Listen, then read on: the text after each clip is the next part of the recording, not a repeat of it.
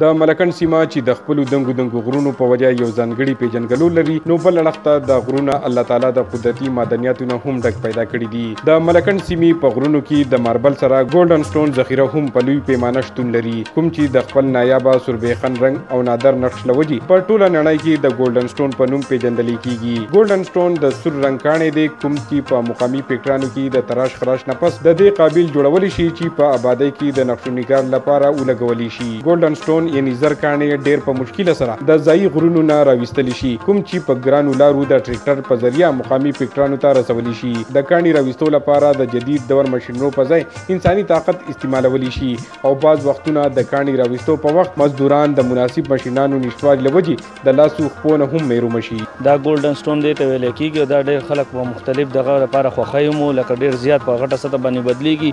او په دې کې سیلور هم شته، په دې کې زموږ سره ګرین هم شته، په دې کې زموږ سره مختلف ډېر قسمه رنګونه دي چې هغه د چپ چاپیره د دې غرونو نه راځي، او هغه دا مونږ ته چې دی نو په غټه سطح باندې بدلیږي هم څلور واړو صوبو ته ځي، بهر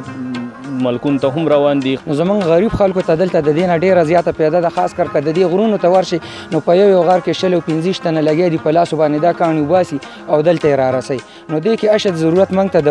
حکومت د طرف د مرستې نه دی چې موږ ته دلته مرسته میلاو شي، او خاص کر د بجلۍ تعاون دی کارخانو ته وشي، ځکه چې لوډ شیډنګ دی او دا مزدوران دلته بېروزګاره بیا، نو د لوډ شیډنګ موږ ته ډېر سخت دلته مشکلات دي. د دې کاڼي کاروبار کوونکي ډیلران وایي چې دا کاڼي په نړیواله سطح خپله پیژنګلو لري، ولې د بارملکي منډیانو ته د رسایۍ نشتوالي له وجې ډېر په کم قیمت خرڅېږي. ډیلران وایي که چېرې هغوی ته د بارملکي منډیانو ته رسایي ورکړي شي نو د دې کاڼي نه به کثیر زري مبادله ترلاسه شي. د زر کاڼي راویستو لپاره د مناسب ماشینرۍ او جدید آلاتو نشتوالي له وجې د راویستو په وخت د دې کاڼي زیاتره برخه هم ضایع کیږي. که چېرې حکومت دې روزګار ته لږه پاملرنه وکړي نو دا د یو ښه صنعت شکل اختیارولی شي.